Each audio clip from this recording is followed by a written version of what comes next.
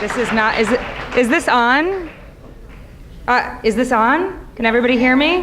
Hi everybody, my name is Allison Hirsch and I'm a vice president here at 32BJ. And I want to welcome everyone to New York City's Green New Deal Town Hall. This is one of, I think, over 200 town halls on the Green New Deal that is happening across the country over the next few weeks. Please give a round of applause to all the organizations that teamed up tonight to present this town hall and make sure that we could all be here today. Sunrise Movement NYC, give a shout out to Sunrise. Indivisible Nation BK. 350 Brooklyn. And One Queens Indivisible. Before we get started in the program, I want to welcome you all to 32BJ. 32BJ is a labor union. We represent over 175,000 workers across the East Coast and in the state of Kentucky. Our members are commercial office building cleaners, apartment building workers, airport workers, security officers, school custodians, you name it, those are our members. And we were proud to be one of the largest unions to come out and support the Green New Deal very soon after it was introduced. We support the Green New Deal because we understand that we cannot fight the income inequality crisis if we don't also fight the climate crisis. And we can't fight the climate crisis if we don't deal with the inequality crisis.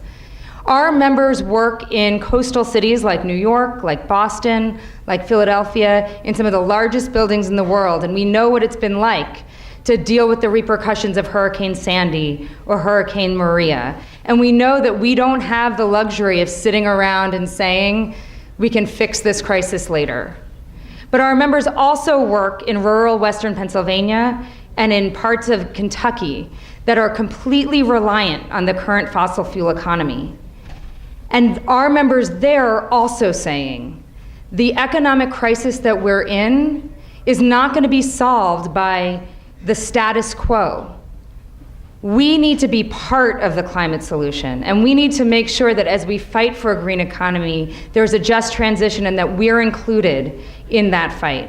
And that's why we were proud to support the Green New Deal, because it was the first time that federal elected officials, that movement organizations really said these things are linked.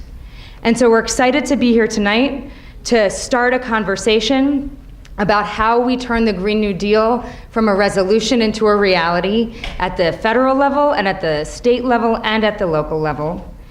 And this is just the beginning. We're going to hear a lot of folks tonight, and we're excited that this is just the beginning of a conversation that will go on, because we have to win, and we have to win in the next couple of years.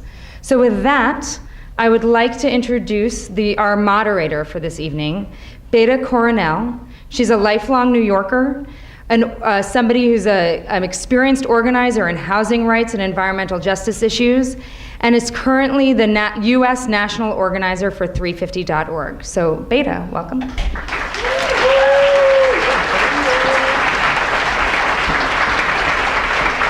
Hi, New York City. So happy to see all of you here tonight. Thank you, Allison, and thank you again, 32BJ. I'm really excited. We're going to get to be asking some really awesome questions to elected officials that are here tonight, to hear from movement leaders about how we make this vision come true. So before I announce our first speaker, I want to talk you all through how you can submit a question. You can submit a question by putting it on a Post-it and in a bowl in the back, I believe. You can look for anyone wearing a Sunrise shirt. They'll be able to help you if you can't find the bowl. You can also use the Twitter hashtag NYC for GND, Green New Deal. And yeah, we're really excited. That's how you'll get to participate. So again, before I introduce our first really exciting speaker, I have a few questions for the crowd, because all of you can be anywhere tonight in the city that never sleeps, but you're here right now. And that is because you know that our city is already facing and seeing the impacts of climate change. How many of you here were here for Hurricane Sandy? Yeah, let me hear you. Let's make some noise. It's not an applause, but I want to hear some noise. Yeah, you guys were here. Yeah, we know, our city knows what it's like to be completely halted by sea level rise, by one of the strongest storms we have ever faced. How many of you here tonight are excited at the prospect of completely transforming our economy to address the impacts of climate change and economic and racial inequality? And let me hear you. Yeah.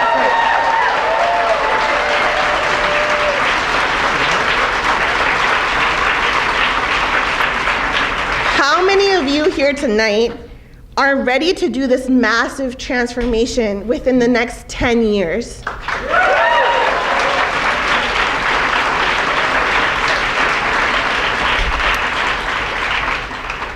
How many of you are excited that public resources would be used to help us in a just and 100% transition to renewable energy? And finally, how many of you are excited that this would create millions of jobs for people around the country?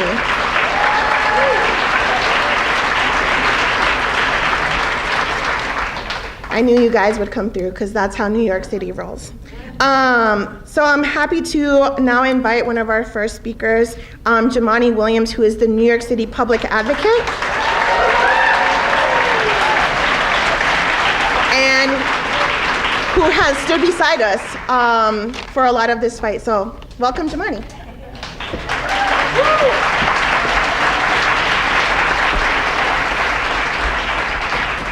What's up, everybody? How you doing?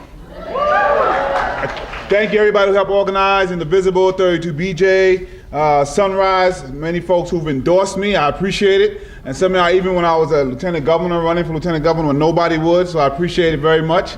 My colleagues in government, Congressmembers Maloney, Clarke, and Velasquez, and my colleague Brad Lander from the City Council. I just want to shout out Brad really quick, because that plastic bag stuff that just got banned, Brad was out there.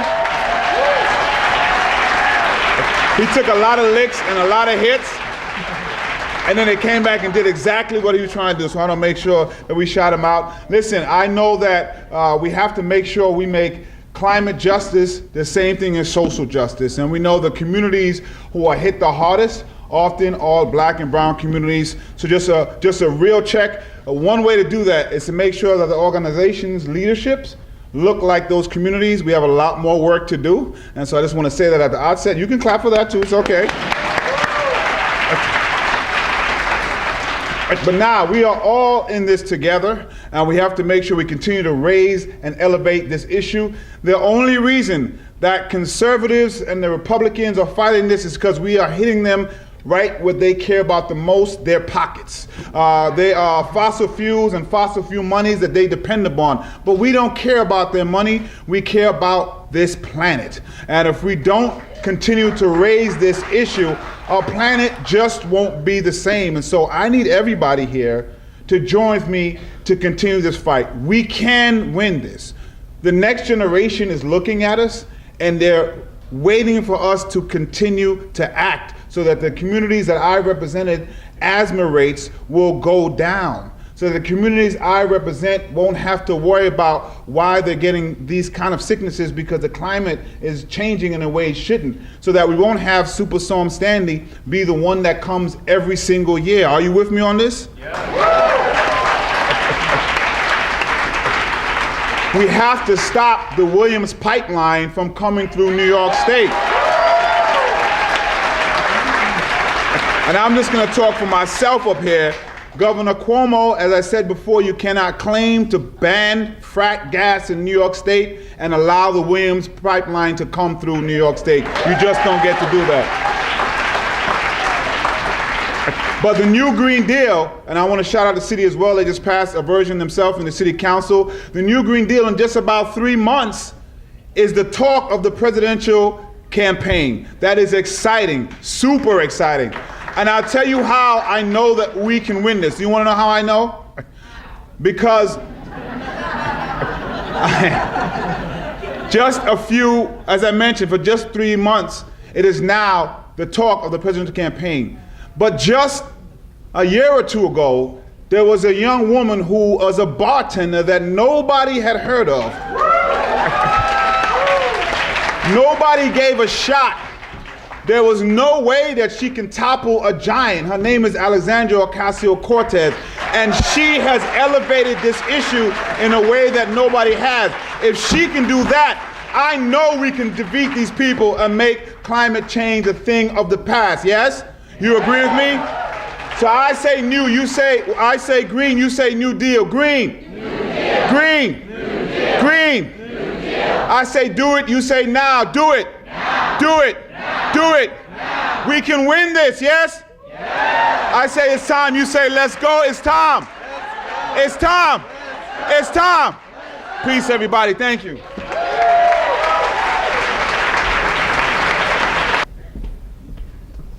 Thank you, Jumaane. Do y'all recognize the shirt? Is that why you're clapping?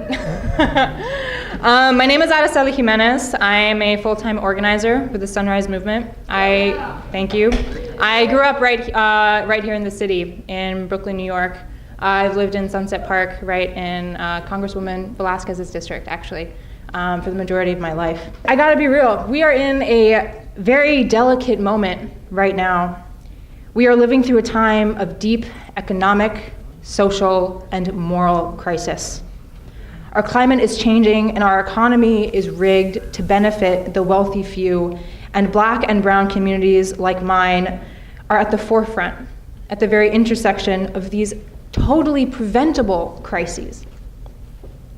And I wake up every morning and I look around at the world as it is, and I think of my father.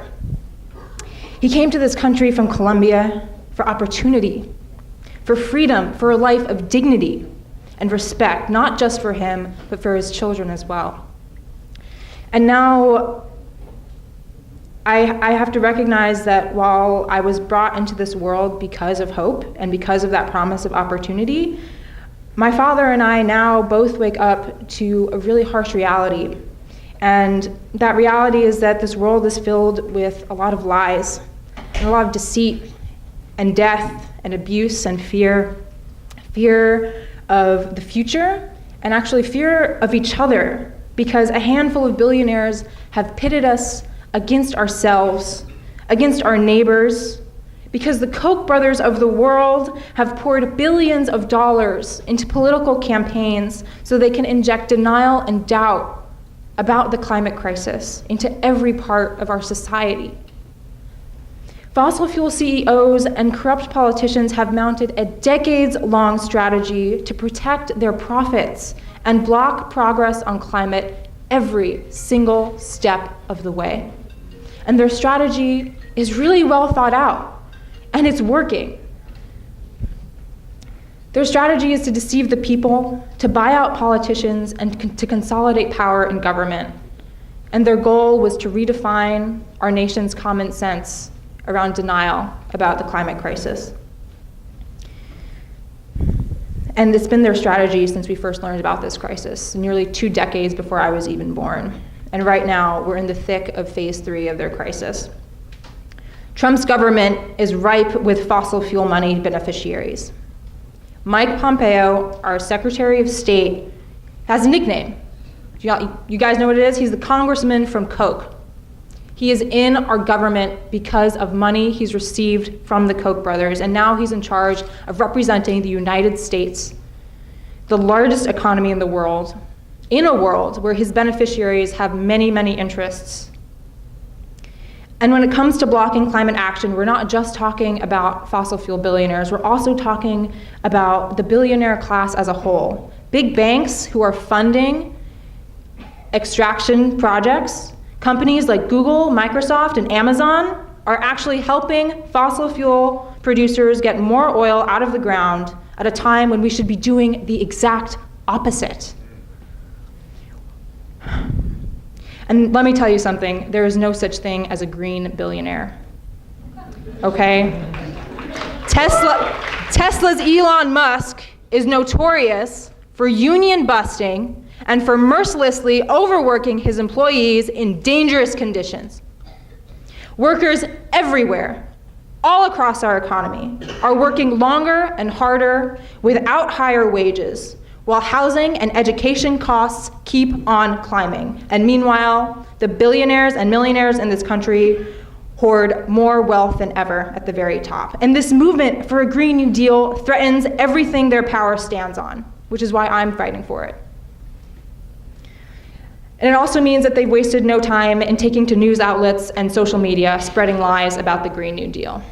How many of y'all have heard that the Green New Deal is going to cost $93 trillion? Raise your hands. How many of you have heard that? Yeah, okay. So that number comes from a report that was funded by the Koch brothers. And that number is being spread throughout Fox News, and it's often even cited in supposedly liberal media sources. This is the opposition that we are up against. And they're not just afraid of, losing their money. They're really, really capitalizing on racism, xenophobia, and climate denial, and they're fusing all of these tactics of sowing division and hate and fear into a single political agenda.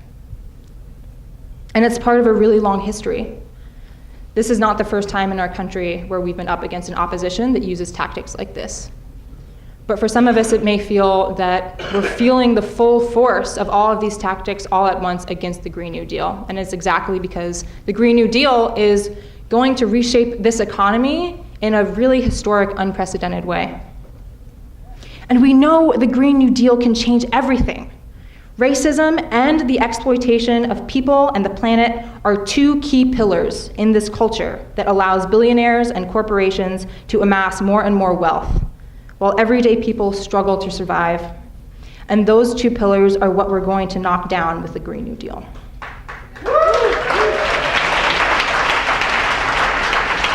And we can do this, because as a country, we have been in crisis before. When we faced the emergency of the Great Depression, the original New Deal responded with what FDR called bold, persistent experimentation. The government created dozens of innovative programs for relief, recovery, and reform. They distributed aid for the unemployed, they regulated finance, industry, and agriculture, and they created the Social Security system for old age, and unemployment insurance, and protected union rights for the first time. So as a society, when we decide that something is a crisis and we act as if it is a crisis, then what we can do is unimaginable. And the fact is, climate change is a greater threat than the Great Depression or World War II, because this isn't just about our lives. This isn't just about our society. This is about preserving collective life on this planet forever. And we have a timeline. We have a deadline that we are working with, 12 years. But this is also an opportunity, because climate change is not the only crisis we're dealing with, and we can't isolate it from other problems in our society. Systemic racism is an urgent crisis. Our economy and our democracy are under attack. And these crises are all connected. We've covered the fact quite a few times that the same economic and political system that is being run by elites is to blame, and the Green New Deal is going to take on all these crises together. And yes, this is ambitious, and some of you may be wondering, can we actually really do it in 10 years? And I'm here to tell you that yes, absolutely we can, because we have a plan. How about that?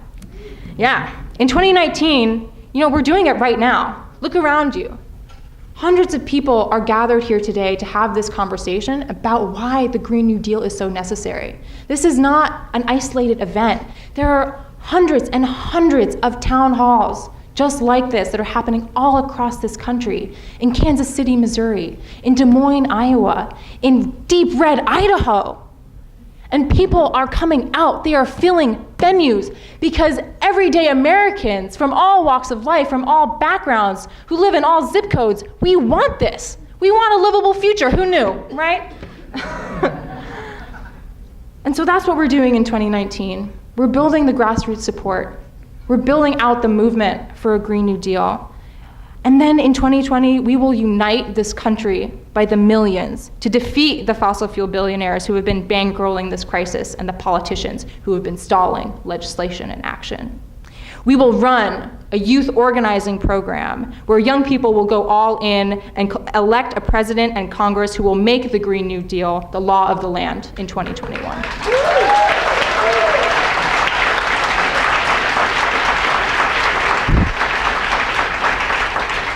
That's our plan through 2020. It's simple and it's doable. Because this is our last best chance to stop climate change and build an economy that works for everyone, not just a wealthy few. The crises we face are not impossible to overcome. The crises we face were born out of the greed of a few wealthy men, which means the crises that we face can be solved.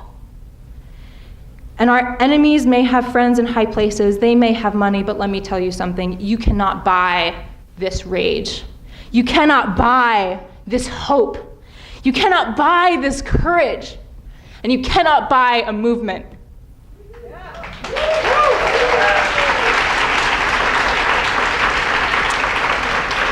But we can build one, and we can start right now.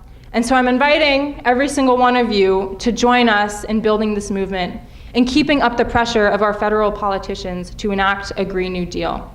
So on Tuesday, April 30th, Sunrise Movement will be gathering at 10:30 a.m., outside of Chuck Schumer's office to demand that he co-sponsor the Green New Deal resolution put forth by his colleague, Senator Ed Markey in the Senate. Because if we're gonna win this Green New Deal, we need our leadership in the Democratic Party with us. So please join us. You can join us at the link here, bit.ly/SchumerGND. Thank you so much for having Sunrise speak. This is an honor to be here and present the case for the Green New Deal. Thank you.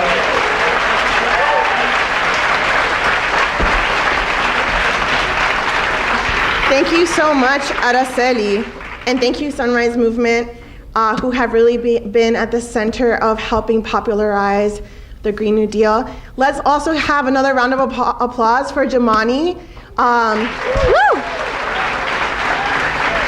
Nice. So I'm just gonna keep asking y'all some questions tonight to keep us moving. How many of you are all interested in the subject of green jobs? Let's hear it. Yeah.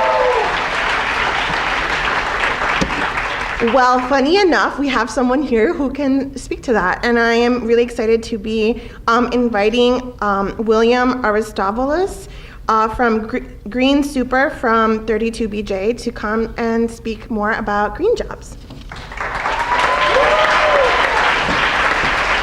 First of all, I'm a dinosaur, but I'm not a billionaire, okay?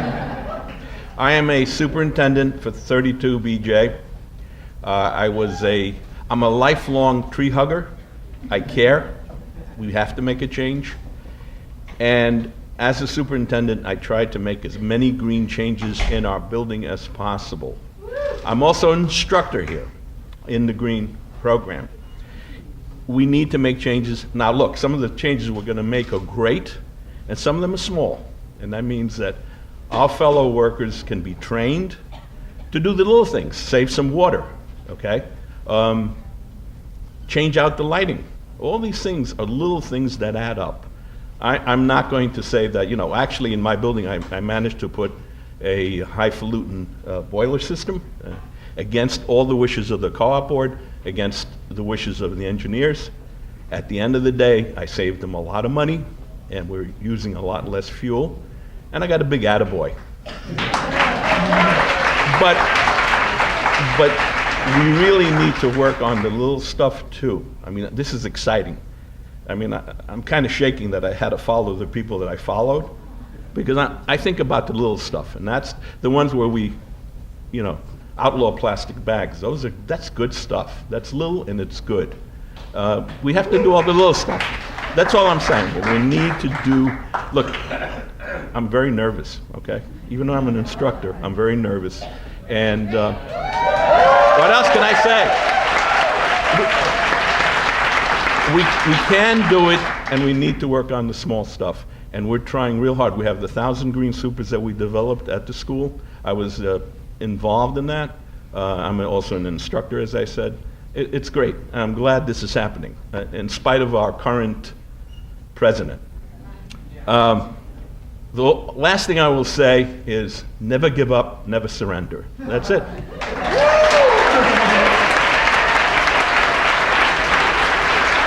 My name is Ari Lieberman. I'm an organizer with 350 Brooklyn.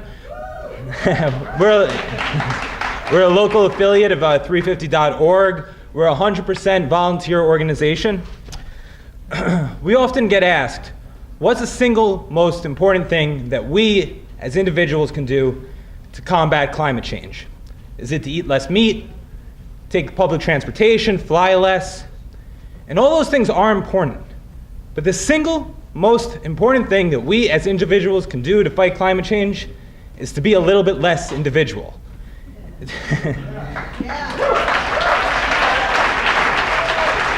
So I encourage all of you to join up with an organization like all the great organizations that put on tonight's event, like the great organizations that are tabling outside, and together we can build the kind of movements and the coalitions that are necessary to take on the challenges that we face. At 350 Brooklyn, we're working hard on a lot of different campaigns, including to pass the Climate and Community Protection Act so that New York State could get its own Green New Deal. And we're also working to block the fracked gas Williams pipeline in the New York Harbor.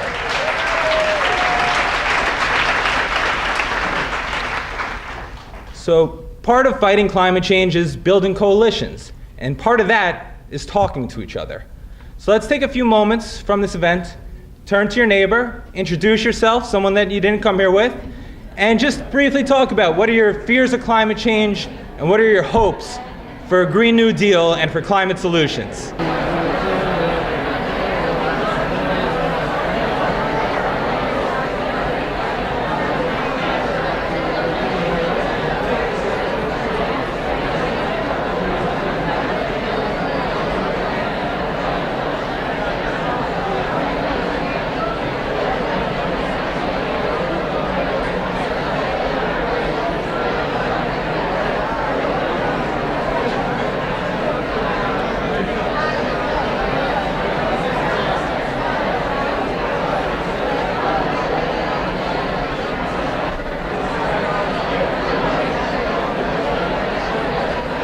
Awesome.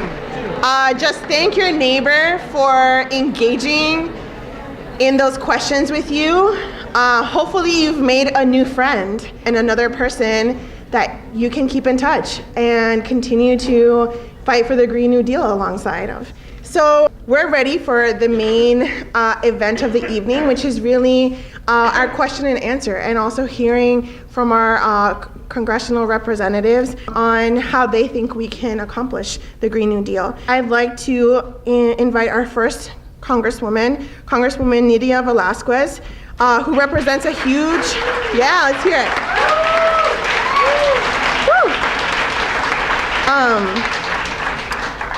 Nydia Velazquez represents a huge swath of Brooklyn and Lower Manhattan, and also has been my congressional person for most of my life, and I know has been a beacon of justice in New York. So really excited to hear from her, and actually was one of the first supporters of the Green New Deal resolution. So let's hear from Nydia Velazquez.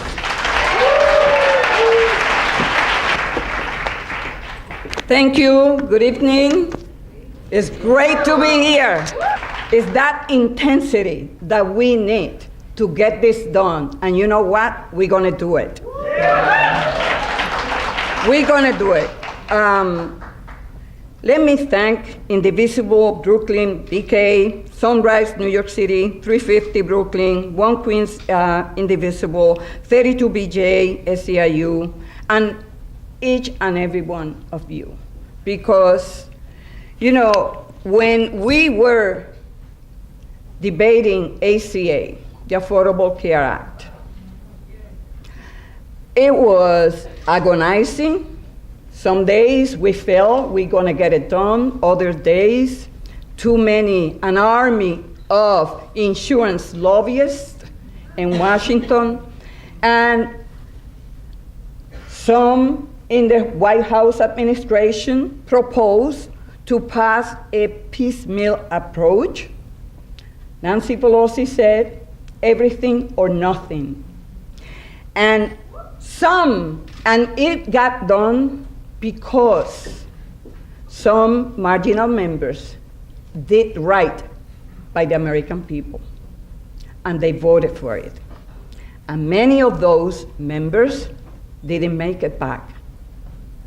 And they were willing to lose re-election, but cast a vote for the millions of people in the richest, most powerful country in the world that didn't have health insurance.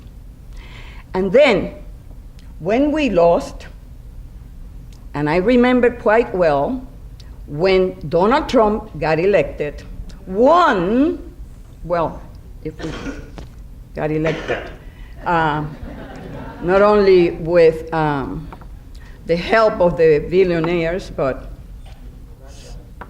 Russia over there is indisputable, according to the Mueller report.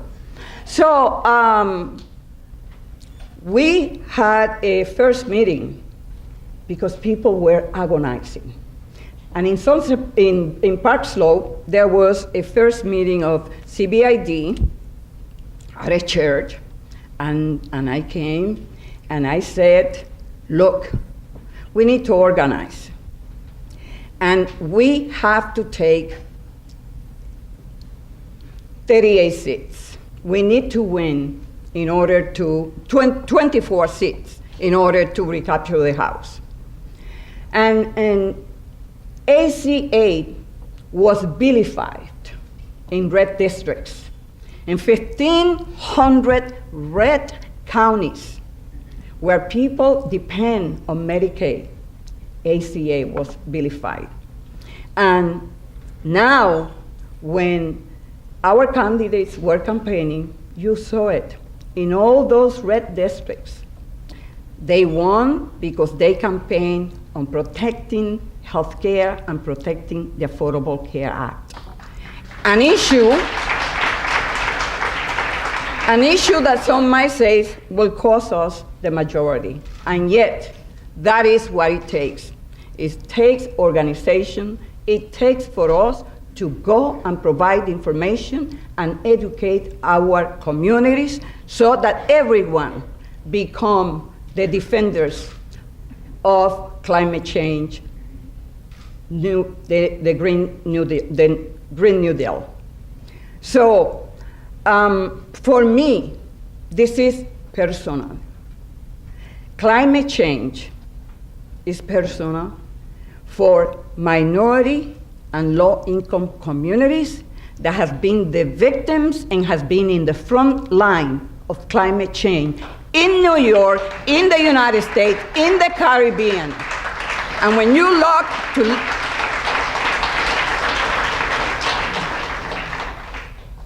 look at Latin American countries and Central American countries that today cannot aspire to stay in their country because of corporate greed in those countries, we need to understand that those of us have a responsibility not only for ourselves, but for those most vulnerable and those who have no voice in the decision-making process in so many underdeveloped countries, or Latin America or Central America.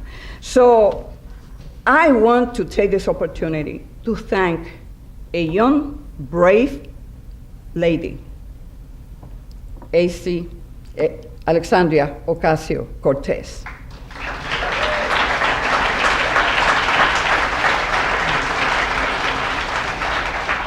Annette Markey. And when I say that this is personal, it is personal because not only for what we have been fighting in the district that I represent, that have the distinction of having 3 superfunds: the Gowanus Canal, Newtown Creek, and Wolf Arpo in Queens. So, and then Puerto Rico. If there is anything that last year showed us is that climate change is here and it's not going away, and that we cannot rely on this administration to do anything.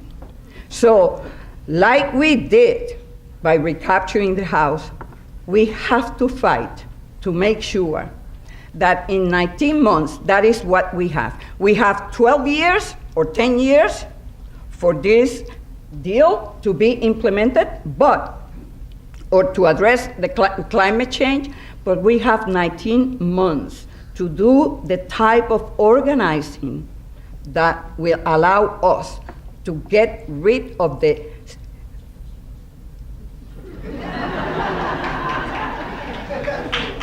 greatest obstacle that not only we have, but the whole entire world.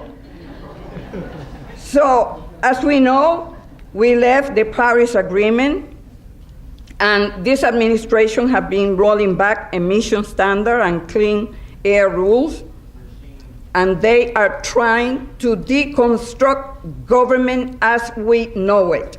So if they cannot fight or dismantle the regulations that we passed, what they're going to do is to deconstruct every agency by naming administrator or agencies that represents everything that is contrary to the mission of EPA, or the mission of Homeland Security, of the mission of every single agency. He goes out and he brings in someone that represents the interest of the industry that we are supposed to exercise oversight. So in New York, we know and we have seen firsthand the impact of climate change. We saw it during Hurricane Sandy. When Superstorm Sandy hit New York City in 2012, 43 people died and damages were nearly $20 billion. The flooding damaged or destroyed 300,000 homes, 20,000 businesses, and brought mold and environmental contamination. In my district, parts of the Lower East Side and Red Hook was underwater. And when I say that this is personal, imagine this. It was low-income people who suffered the most here in New York City. More than 10,000 public housing residents were without power, heat, and hot water for weeks. If we look at Puerto Rico, it shows that low-income people faced the greatest harm. It now appears that 3,000 Americans lost their lives in the Maria aftermath. And the people, most of the 3,000 people that died in Puerto Rico were seniors, poor, and working families, those in remote and rural areas. The science is clear. Hurricanes like this will be more intense and more frequent if we do not start acting boldly and quickly to reduce carbon emissions. That is why I was the first chair of a full committee to endorse the Green Deal.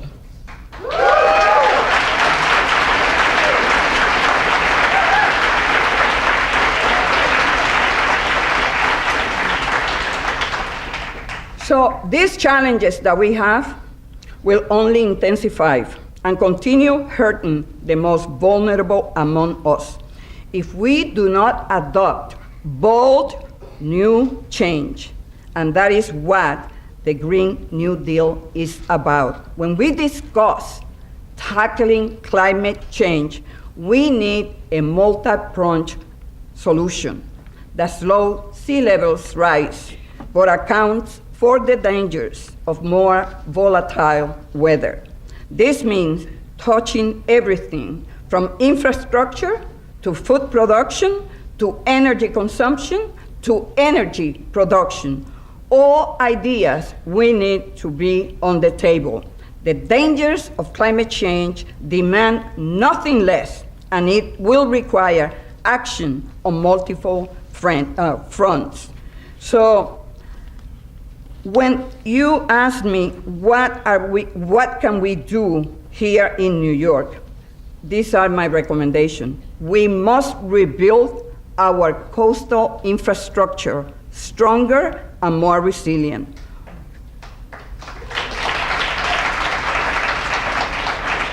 But those measures will never be sustained without attacking the root cause of sea level rise.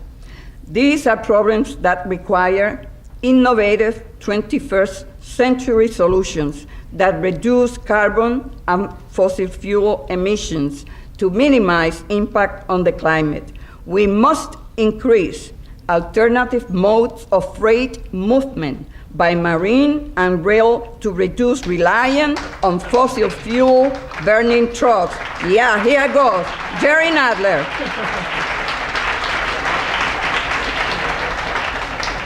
And you know what?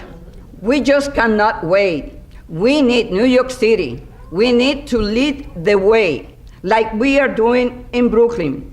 We have the infrastructure projects ready to go here in New York City, such as South Brooklyn Marine Terminal, which we are working to develop with a focus on renewables.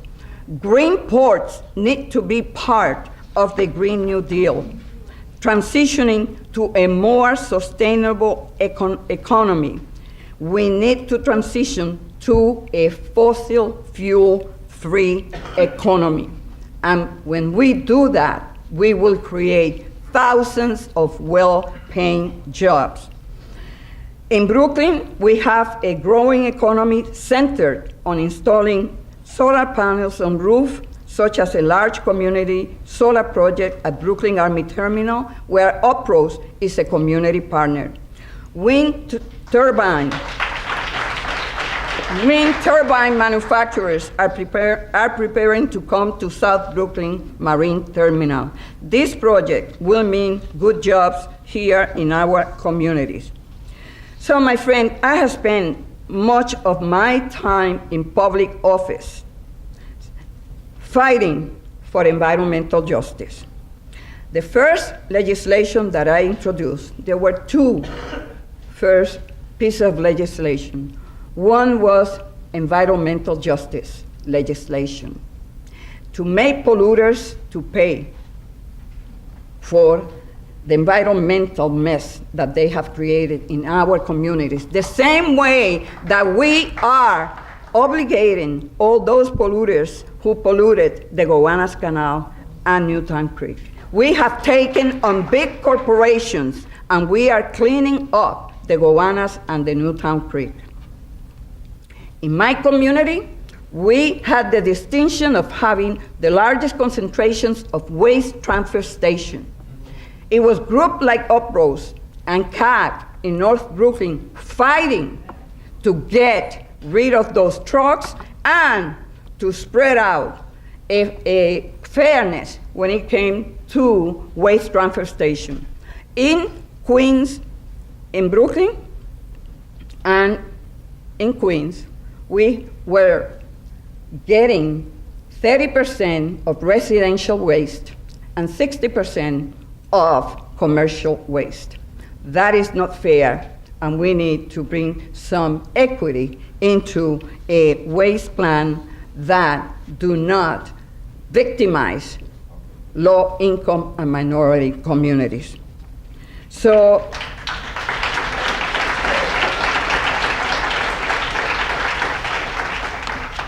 I'm just here to say that we are ready to fight in Washington to make sure that we get legislation, that in every piece of legislation that we pass, whether it's tax legislation, transportation infrastructure bill, or the budget, that we put allocations of money to invest in a green economy. We can do this, and I'm ready to work with you to get it done.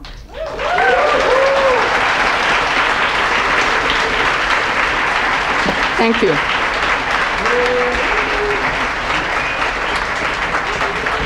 Yeah, can we have another round of applause? Yes, thank you, Representative Velasquez. Really excited to be introducing the next of three Congress people. Yeah, would you? They told me that I needed to Yes, stay please here. join us on the stage. Our first seat is occupied, yay. Next, I'd like to introduce Congresswoman Carolyn Maloney, who represents the Upper East Side, Long Island City, and Greenpoint in Brooklyn, and is also a co-sponsor of the Green New Deal. Please welcome Carolyn Maloney.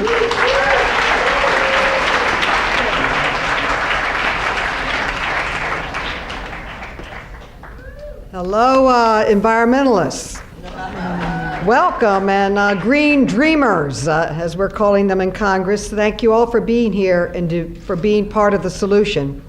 And I want to thank Indivisible, the Sunrise Movement, 350.org, 32BJ for hosting us, and all of the advocates and community organizations that have brought us here tonight to talk about this climate crisis.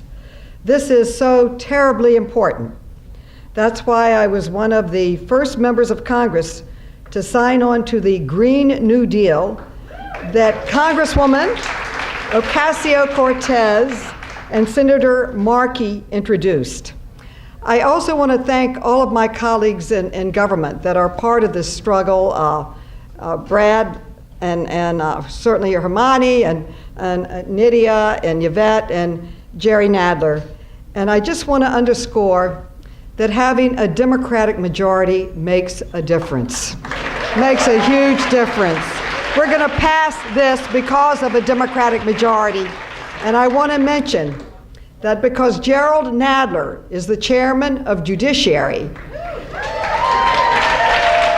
not only are we having responsible oversight for the first time in 2 years after the administration in charge, but for the first time in 36 years, he is chairing a committee on the Equal Rights Amendment, and we are going to pass it and ratify it.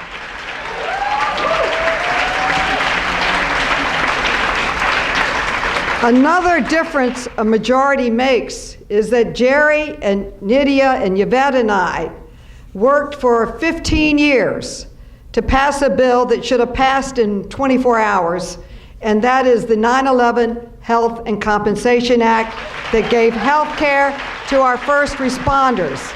And I'm wearing this jacket until we pass and extend it to cover the Victims' Compensation Fund to help them because they're sick and in some cases dying because of their service to this country, and they deserve the support.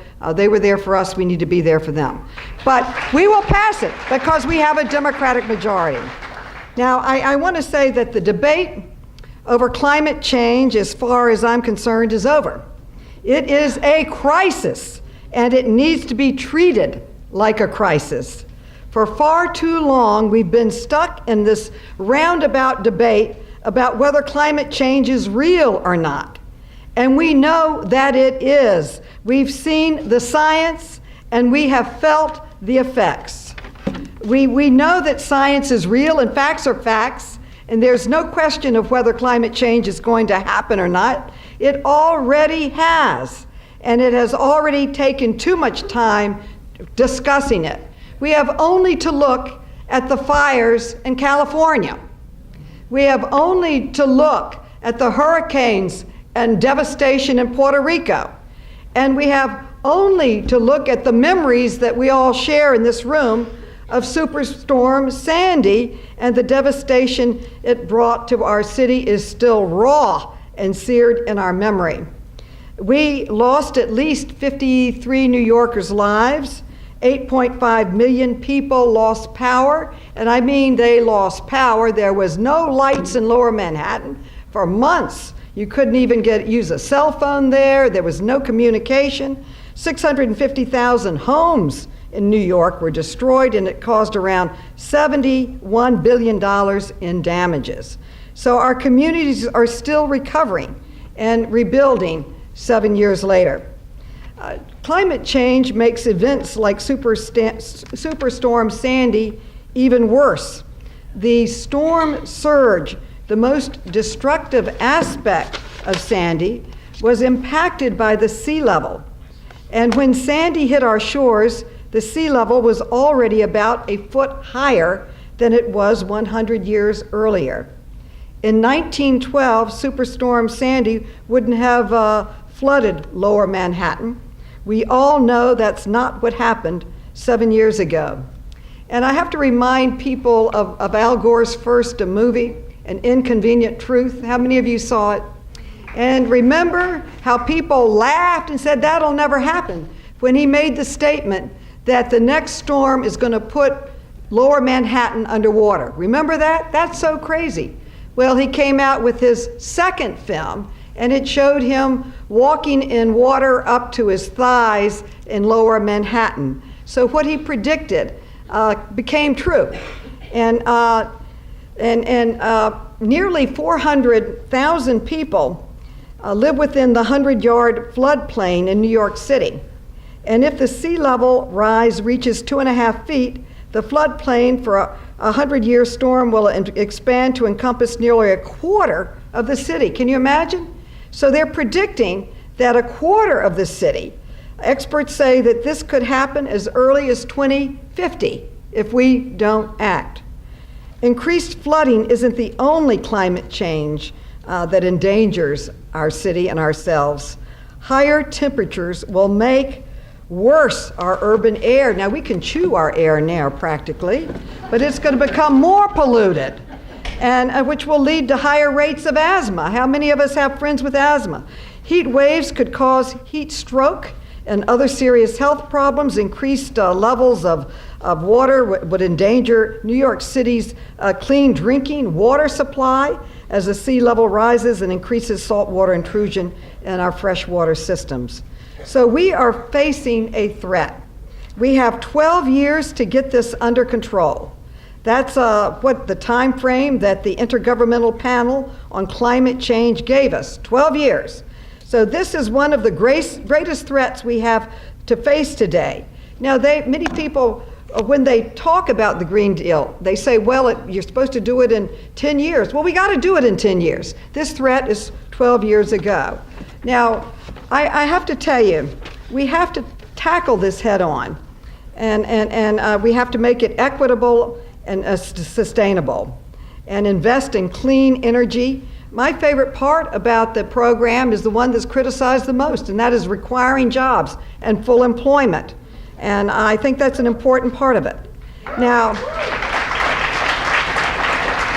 and let's think about it. If we move to a Green Deal, 100% renewable would create 4 million new jobs.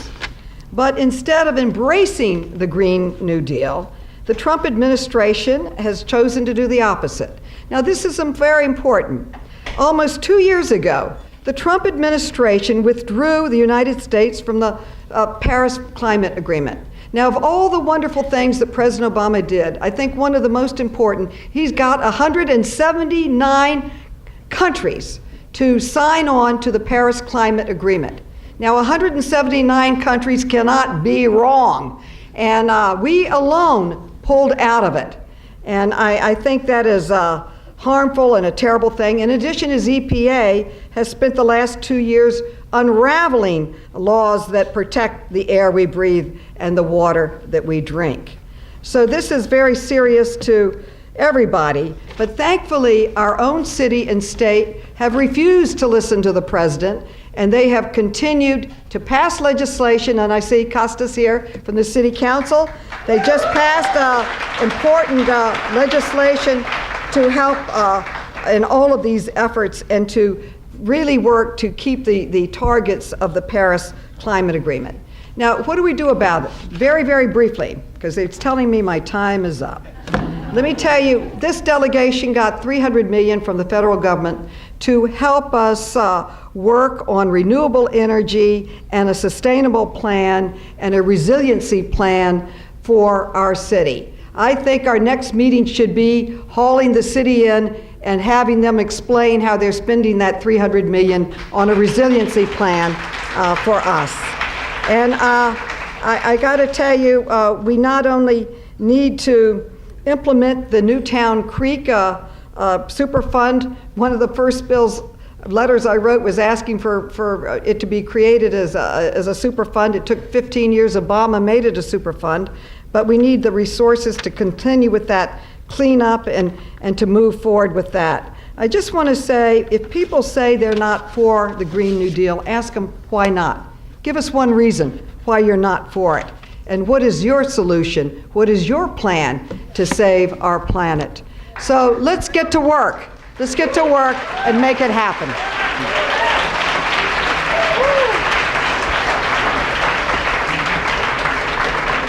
Thank you again, Representative Maloney. Next, just to keep us moving, we're going to hear from Congresswoman Yvette Clarke, who represents Flatbush, Park Slope, Crown Heights, and much more. Yep. Thank you very much, Madam Mistress of Ceremonies. To, of course, my colleagues in government, I wanted to acknowledge Councilman Constantinides. Did I get it? All right. And of course, Jumaane, our public advocate, and Brad Lander, who's one of our councilmen from Central Brooklyn. Of course, to my colleagues, Nydia Velazquez, Carolyn Maloney, and Gerald Nadler, thanks for being comrades in the struggle. Hello and good evening to everyone. It's certainly my honor and my privilege to be here. I am Congresswoman Yvette D. Clarke, and I proudly represent the 9th Congressional District of New York. Let me say what the communities are in the 9th Congressional District, because that was an abbreviated version. I represent Park Slope, Prospect Heights, Crown Heights, Prospect Lefferts Gardens, Brownsville, Flatbush, Midwood, Madison, Marine Park, Homecrest, Garrettson Beach, and Sheepshead Bay. So when they ask, is Brooklyn in the house? I say, yes, we are. And I also share that with you because I tell people that I feel as though the 9th Congressional District is sort of ground zero or the bullseye for every horrible policy that the Trump administration has decided to put forth. When you think about climate change, when I think about climate change, I think about all those families I had to rush out to try to help after Superstorm Sandy, whose homes were dislodged in Garrettson Beach, whose homes were flooded in Sheepshead Bay. All the trees that were felled as the winds came through the Flatbush area that actually killed one of my constituents. I think about that evening and I understand that the threat is real, it's here, and it's now. So I want to thank Indivisible Nation, BK, the Sunrise Movement, 350 Brooklyn, 32BJ, and everyone who made this town hall possible this evening. And it is indeed a pleasure to be here with you this evening. So there were two questions we were asked. What are your fears? And what are your hopes? And I want to say something. If we're sitting here in fear, we've already defeated ourselves. If we can convert that fear into righteous indignation, now we're cooking. Now we're moving with something. What is my hope? My hope is that you will take that fear and turn it into righteous indignation. Because we have everything we need to overcome climate change. We have the will, we have the intellect, we have the ability. We just have to have the movement to get us there. Back in around 2009 and 2010, along with the ACA, I think Jerry, Nydia, and Carolyn will remember this. We passed a bill. And yeah, a lot of members were dislodged and lost their seat after they demonized the Affordable Care Act. But guess what else they demonized at the same time? Cap and trade. You all remember that? Yeah. Do y'all remember that? We said we were gonna cap carbon emissions, and then we were gonna figure out a way in which to feed back into the system to address climate change, get funds back into the federal government to address climate. This is 2009, 2010. We're almost 10 years away from that. Had we had the Senate pick up the bill, President Obama was waiting to sign it. So we have some time to make up for. Well, I'm really glad that I have an opportunity to be back in Congress in this particular session, because we have the energy and the momentum we need to make sure that we address and deal with the Green New Deal. I currently serve as Vice Chair of the Energy and Commerce Committee, and I remain dedicated to issues related to addressing the real emergency, the real crisis in climate change. I'm proud to be an original co-sponsor of HRES 109. That is, of course, Rep. Alexandria Ocasio-Cortez and Senator Ed Markey's Green New Deal legislation.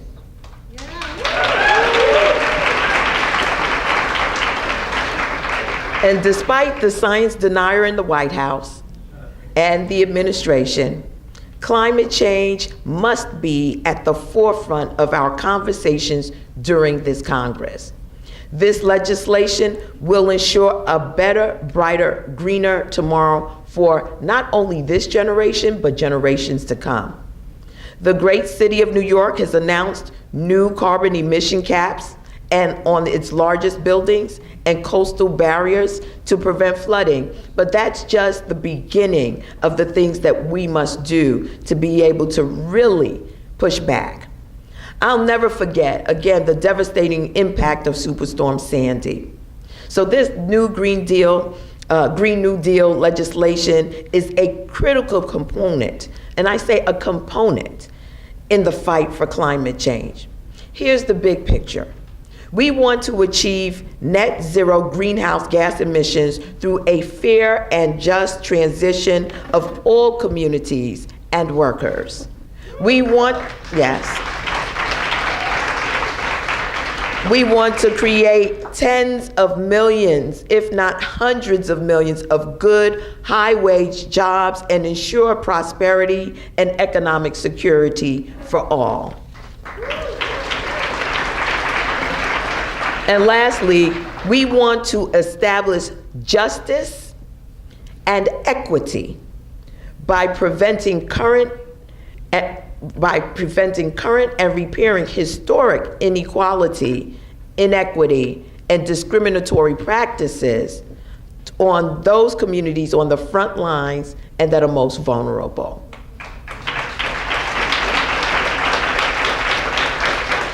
And I think there is a distinction between equality and equity. And we need to make sure that that distinction is made upfront very clearly.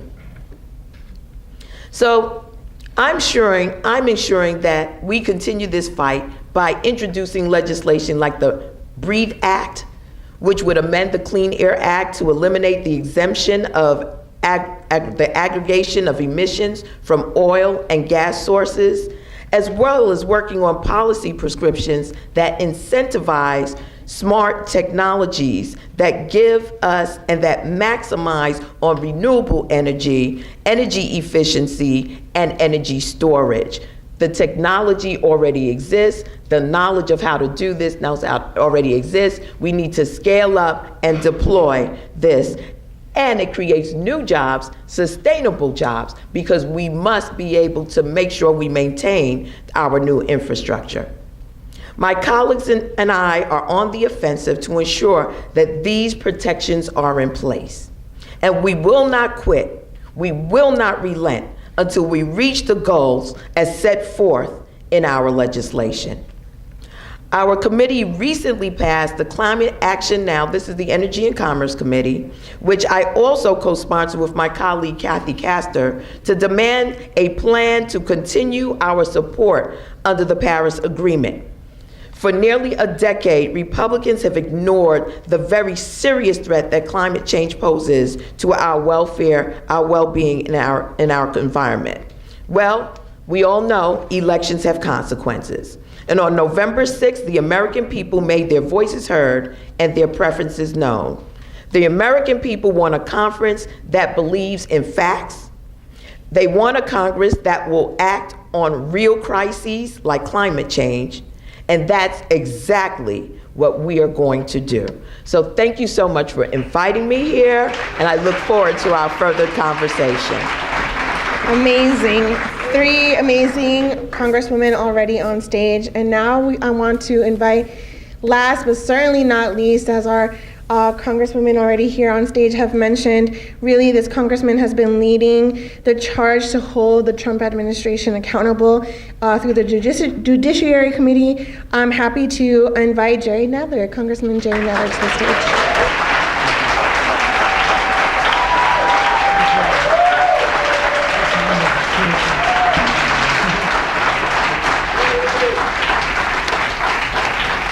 Thank you very much. It's really a pleasure to see all of you gathered here today in support of climate action. Thank you to everyone, all the organizations that have worked to put this event together. Climate change is real.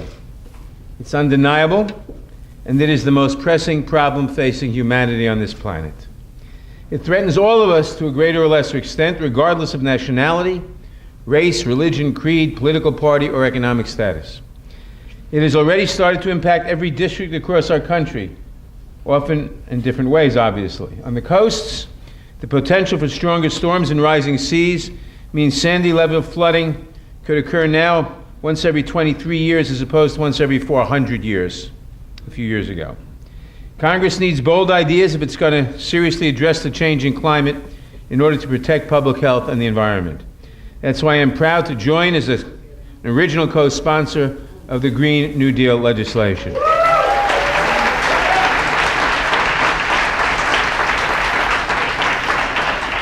While the Green New Deal is a broad outline of goals, it is the front end of a conversation we need to be having in 2019.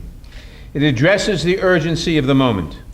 According to the 2018, sounds like a long time ago, it was last year, National Climate Assessment, we have a very small window of time to take meaningful action to cut carbon emissions.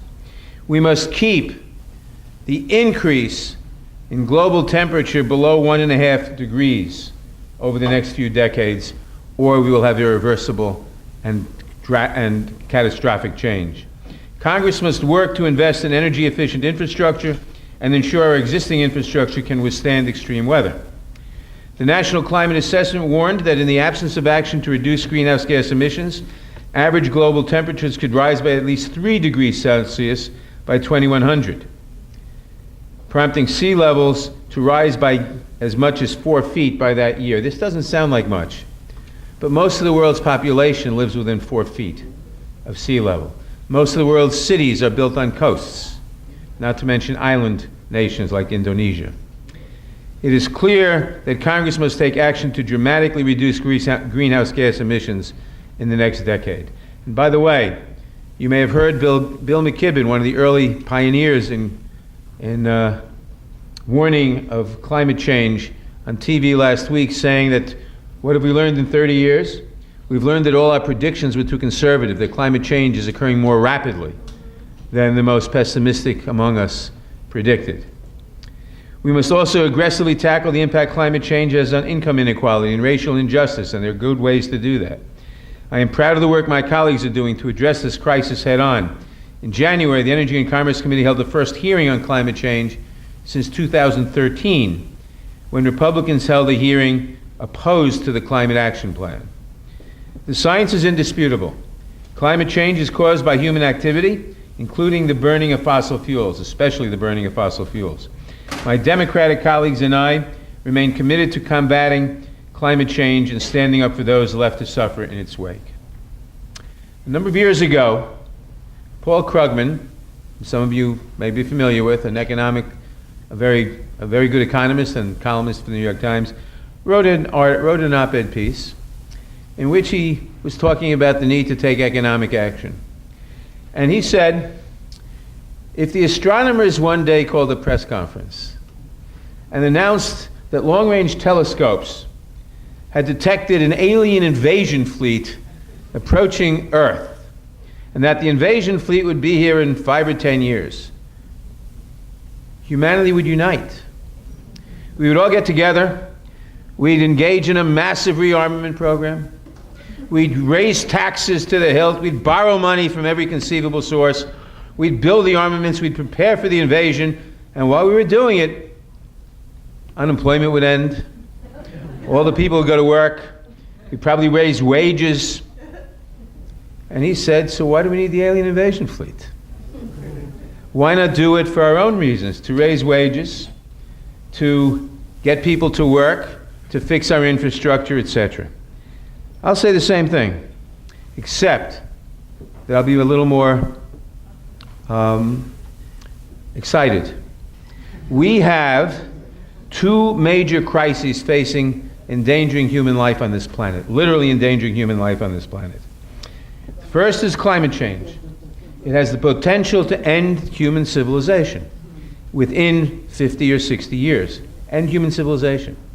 It is already one of the things we're seeing. You're seeing Europe inundated by refugees. You're seeing the politics of Europe torn apart. Why? Because large portions of the Middle East and Africa are becoming very difficult to live in. Because famines, because crops are failing, because of climate change.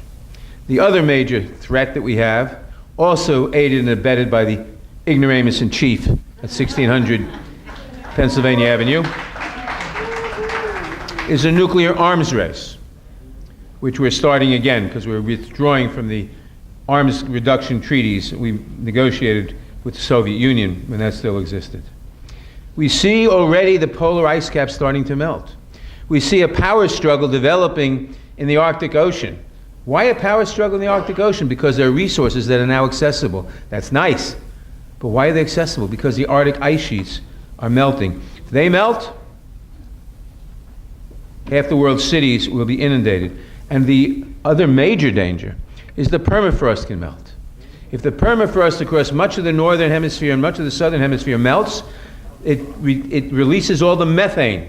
And methane is a methane is a greenhouse gas much, much worse than carbon. You will set up, if we don't change it in time, a positive feedback loop that makes it impossible to change the catastrophe that we're heading to. So, in summary, we have no choice.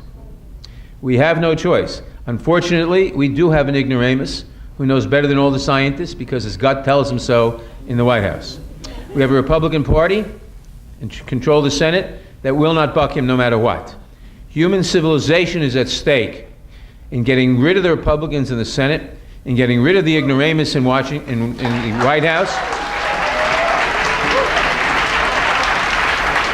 There is nothing more important than to do that politically so that we can set the stage for doing what we know we can do to avert the greatest threat to human civilization in living memory. Thank you very much.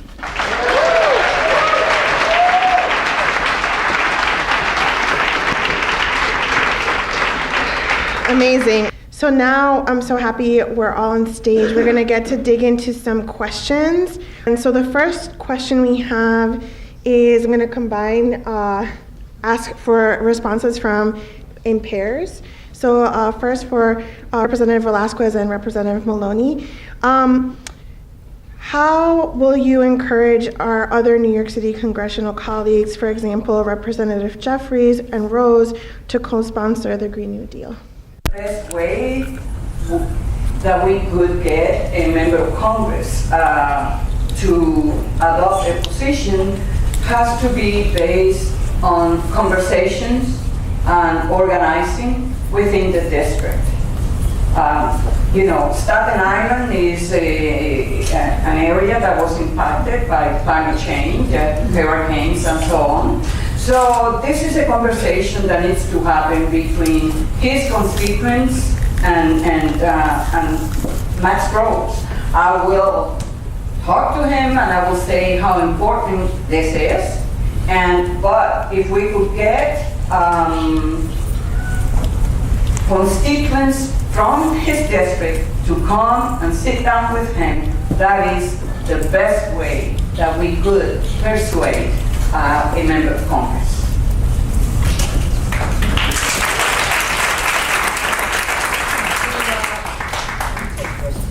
There was a lot of, the Republicans are attacking the Green New Deal very ferociously and playing political games and trying to undermine it. But the Democratic leadership is backing it up and supporting it. Speaker Pelosi created a select committee on the Green New Deal. It is chaired by Kathy Castro, a congresswoman from Florida.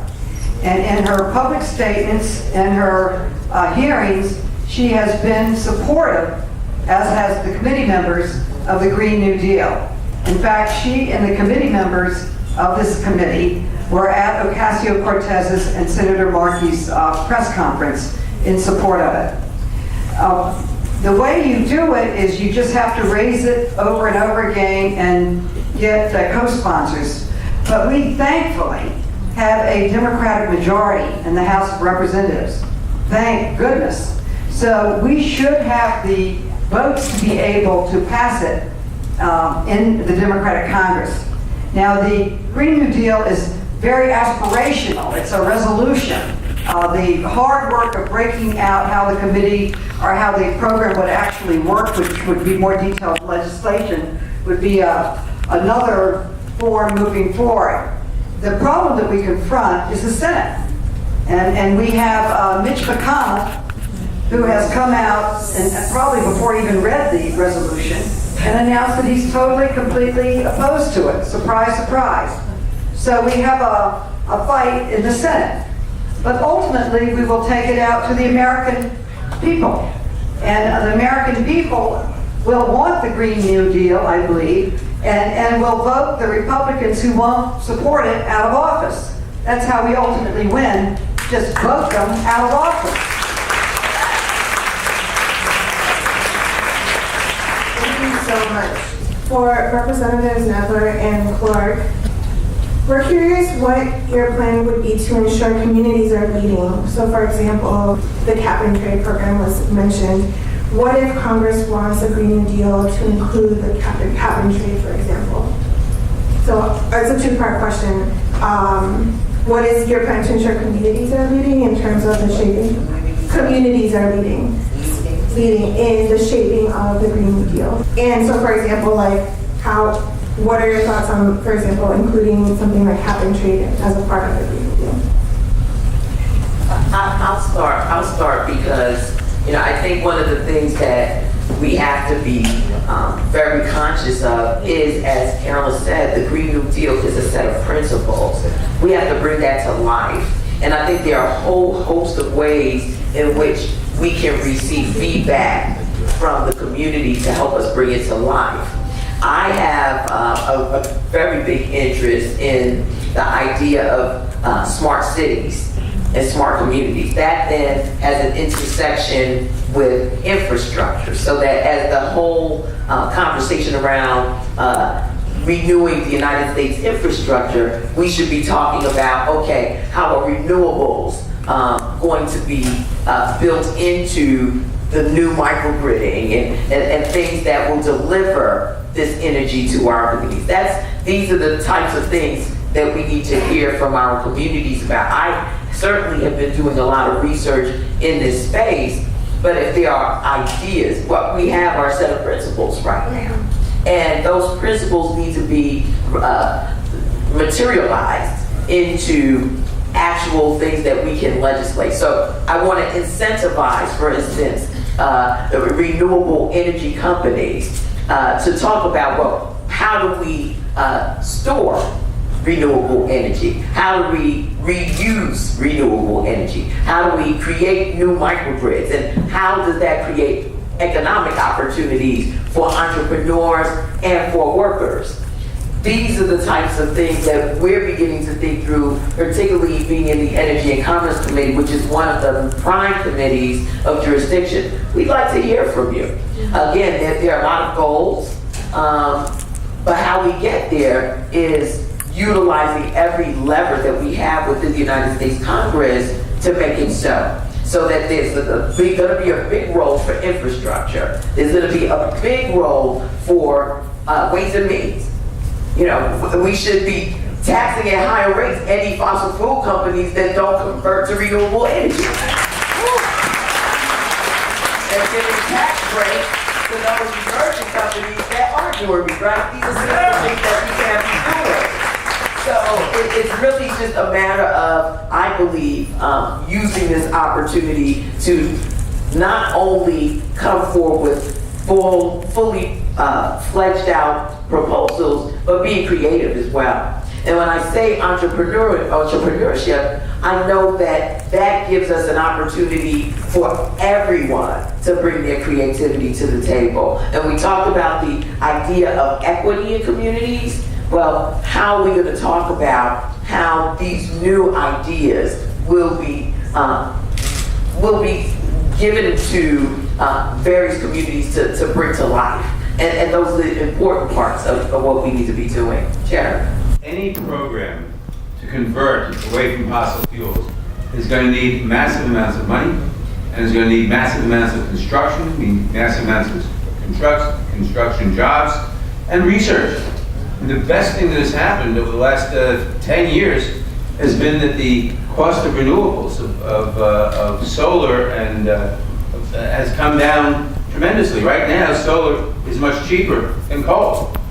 And the Trump administration, in its usual good sense, is now trying to get us to give incentives to people to stay with coal, whereas the commercial incentive would be to go away from it. Second, so number one, the government is going to have to have higher taxes on the wealth.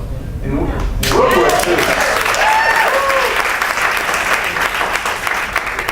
World War II, the top marginal tax rate was 94%. And it's radical today to say 70, but in World War II it was 94. FDR wanted it to be 100. He said, we're asking boys to go and die. Why should rich people pay less than 100% when we're asking boys to give up everything? Compromise was 94%. And that raised money for armaments. We have to raise money for conversion and for different kinds of energy and different kinds of manufacturing. And we can also make sure that any company that is stimulated, we're going to have to give out grants for research and grants for construction, grants for all sorts of things. Any company that wants to participate in that is going to have to, or should have to, it's up to us, should have to pay a decent wage and should have to have decent working conditions. We also have to, obviously in terms of our own communities, we have to engage with our communities and say, all right, what's the best way? Lower Manhattan was flooded. A good part of Lower Manhattan was flooded in Hurricane Sandy. And I represented Coney Island and Seagate and Brighton Beach. I lost it in the last reapportionment, but in 2012 I represented it. And it was totally flooded. And it'll be flooded again next time we have a storm. What do we do to protect them? What do we do to create more resiliency? We're coming up with all sorts of plans which are expensive. The city is coming up with all sorts of plans. Maybe we'll have to build seawalls. One proposal is to build a seawall from Sandy Hook to Rockaway, and another one in Long Island Sound. Maybe we'll have to do that. I hope we can do other things, but maybe we'll have to do that. So we're going to have to plan for spending and investing and putting people to work. The last thing I'll say is we have to look intelligently at our existing structures. And for example, New York City is the only major city in North America when everything comes in and goes out by truck. Intercity freight in the United States, 43% goes by rail. In this area, it's 1%, under 1%. Rail freight is 3.5 times as energy efficient as truck freight, has much lower carbon emissions. In fact, doesn't have to have any carbon emissions at all. It can be done by electricity. You can generate electricity somewhere else with renewables or whatever. We are, New York City, Long Island, Westchester are disconnected from the continental United States because there's no way across the Hudson River. There have been plans, only from 1921 actually, to build a rail freight tunnel under the Hudson, under New York Harbor, which would enable us to take tremendous amounts of carbon out of the air, so our economy can function and people can get the goods and services they need without spewing hydrocarbons into the atmosphere. So these are some of the things we have to look at, and we have to talk with local communities, because the local communities, for instance, may not like a lot of freight trains going on tracks that haven't been used in a long time. But the potentials are huge, and we had better do them because we really have no choice at all. Because time has caught up with us, we have one more question, and really it's whoever feels called to answer this question. This question is from Lauren. What role does carbon tax play in the Green New Deal, and would you support a carbon tax?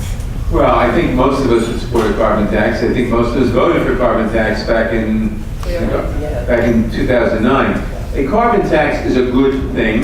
It will help reduce carbon emissions. It makes the use of carbon more expensive. Anything that's more expensive will be used less than otherwise. It's a good thing, and the proceeds of that tax can go for all sorts of good things like putting people to work on renewables, etc. Yes, but it's not the be-all and end-all. It's not the total solution. It's one part of what has to be a much larger mix.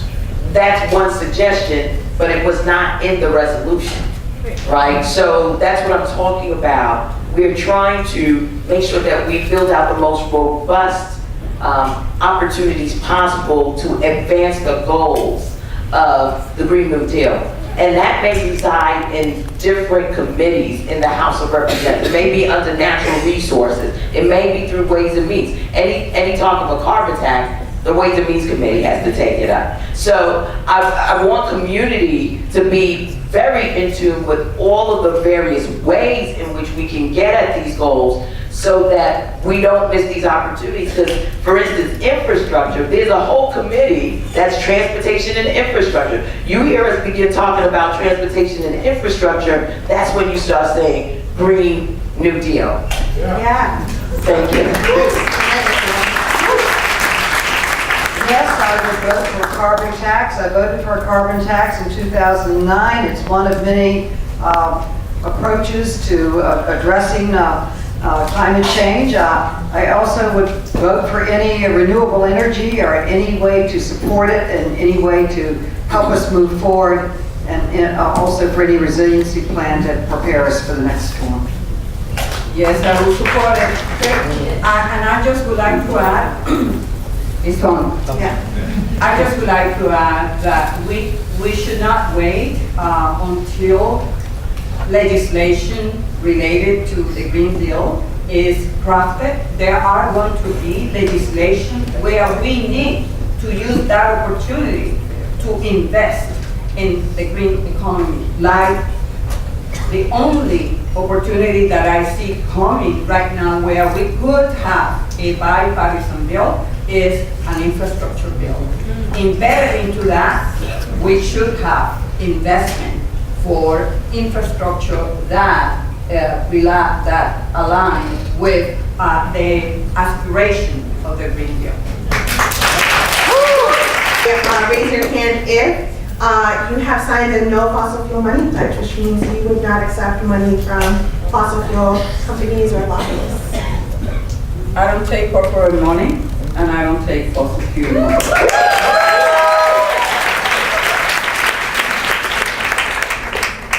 Yeah, thank you so much. It's really been an honor to, I was just gonna do, no. I don't take any money from oil companies. In fact, they give money to my opponents. When I first came to Congress, I started an investigation on oil that was taken from federal lands and how much they compensated the government. All these whistleblowers came forward, and they ended up paying hundreds of millions of dollars that they owed to the federal government. They hate me. I support my opponents. Have they signed the pledge?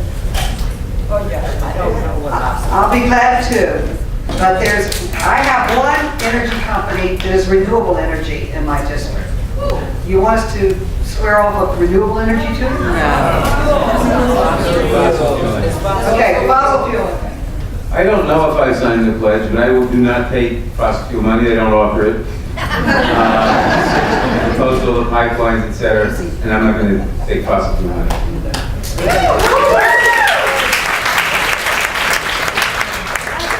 Just another huge round of applause. Thank you so much to all the representatives.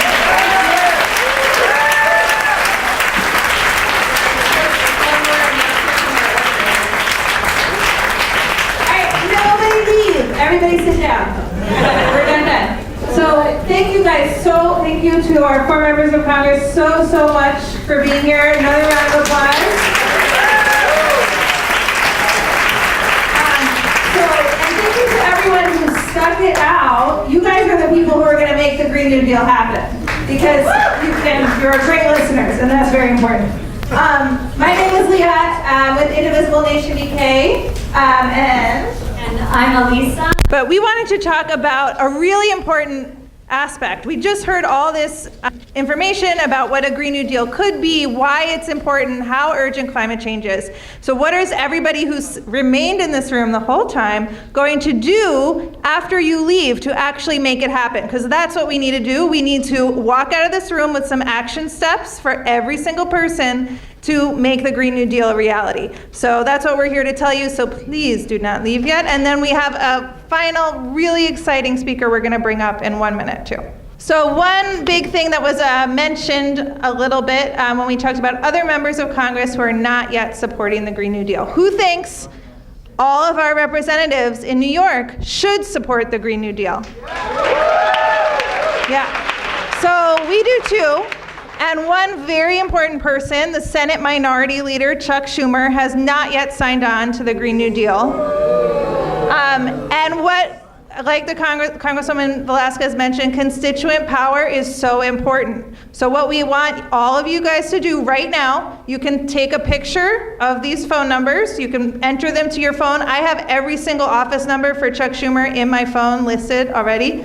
And we're going to ask that on Monday, you call one of these offices and ask the staff who you will talk to, why hasn't Senator Schumer supported the Green New Deal? When is he going to do it? And tell them all the reasons why you think it's so important. So who here is going to make that call? Yes. Awesome.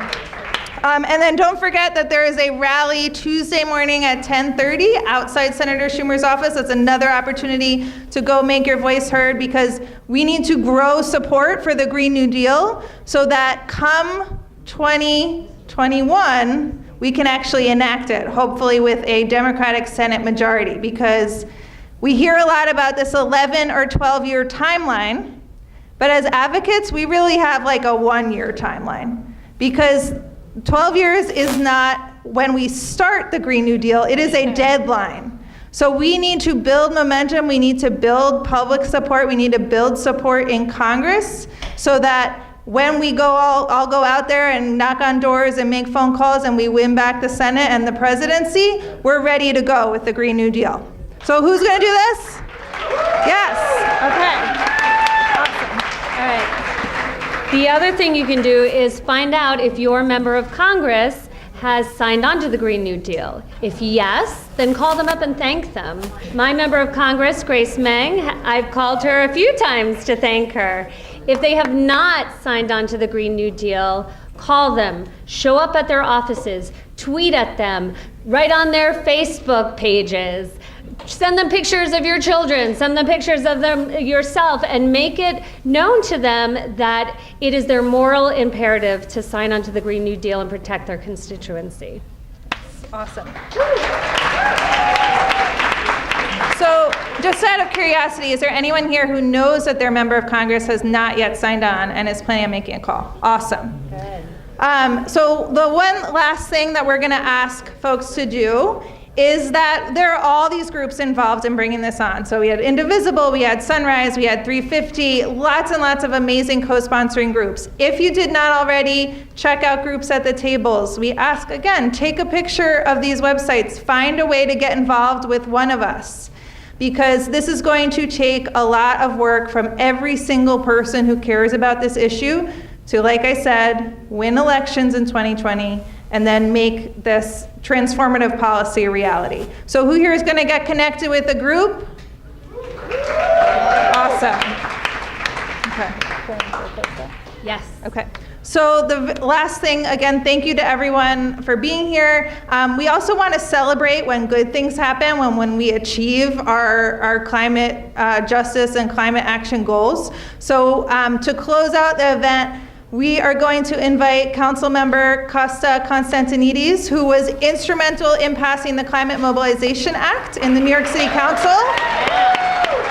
So yeah, let's give him a huge round of applause.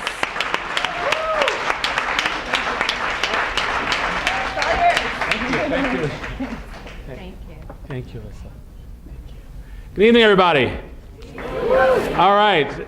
So I know I'm the last speaker between you and the door, so I'm going to try to make this quick, but there's a lot of really good things for us to talk about. So I'm going to start with what we already know, and it's been talked about a little bit tonight. We have this 11-year deadline.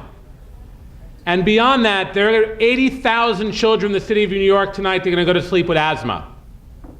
And 4,000 of them are going to go to the hospital this year. There are more New Yorkers who are going to die from heat-related illness every single year. And we know what Sandy cost this city. So when I hear the Republicans talk about what the cost is going to be for the Green New Deal, we're already paying that cost right here in New York City every day.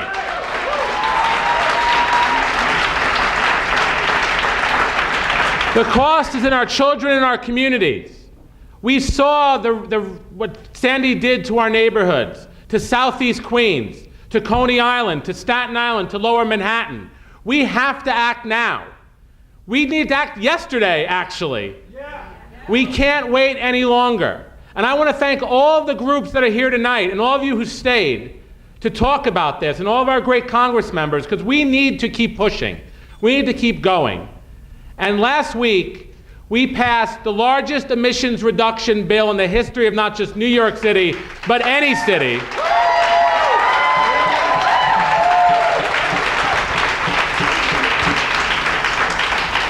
And this bill, you had a graphic before of the Green New Deal with this New York City skyline.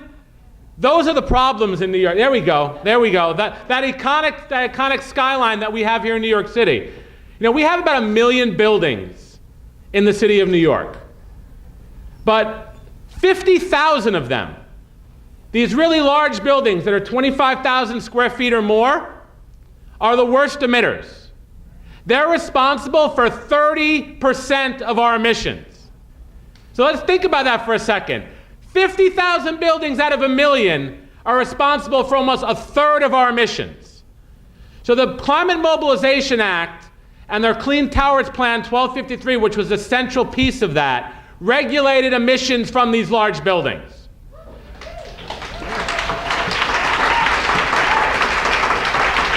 And we said that they have to reduce. They have to go on a diet. 40% by 2030 and 80% by 2050.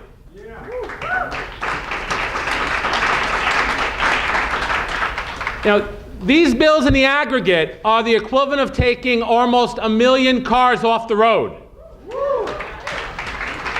And we need to keep moving. The other bill that we passed is how we power these buildings.